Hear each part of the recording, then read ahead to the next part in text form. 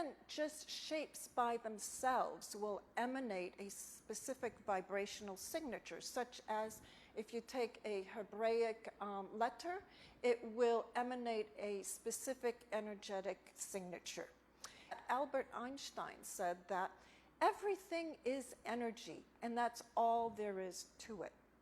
You match the frequency of the reality you want, and you cannot help but get that reality. It can be no other way. This is not philosophy. This is physics.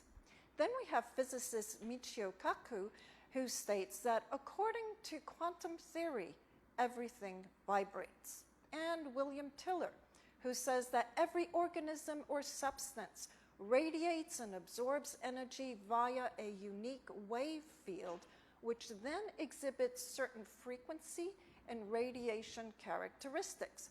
Whether animate or inanimate, there is a measurable extended force field that exists around all forms of matter.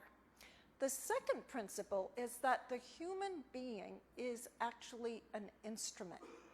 And with specific training, we use and we develop intention. We refer to the conscious part of the mind, we refer to the logical, rational, judgmental, and critical part of the mind that we have focused on with our educational system and developed, that's got a big ego. When we refer to the subconscious, that's the under the surface storage of emotional baggage, unresolved issues, etc. And when we refer to the unconscious, we refer to the portal to intuition. It's the portal to non-local information, and it is a natural function that we all have. However, the French professor Eugène Chevreul, who was a chemist and a member of the French Academy of Sciences, did a lot of research in radiesthesie. And he said that each type of thought produces a specific type of movement or field of energy, and that we use the unconscious to capture that information. Without the unconscious, radiesthesia does not exist. The third principle is the ancient principle of as above, so below. What does that mean? It means that there are two realms, but they are interconnected. There's the physical realm in which we live in, and there's the invisible cosmic realm with which we can connect into. The separation between the two realms was created by mainstream science, who chooses to ignore two things: the connectivity function of the unconscious mind and the resonance capability of the human being.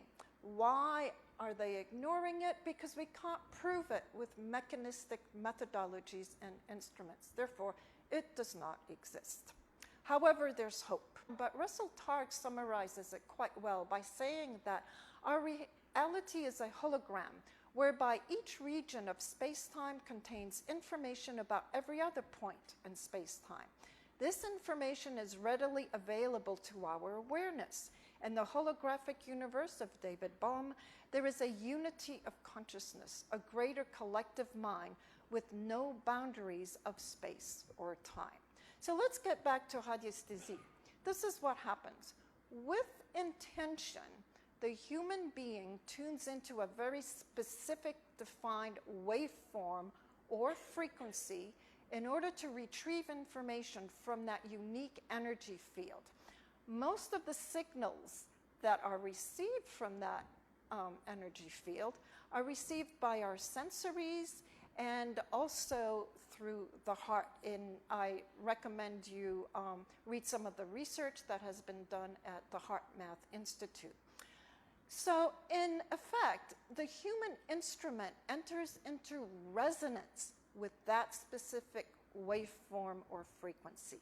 The signals are processed through to the unconscious and the conscious, and there is an integration, okay?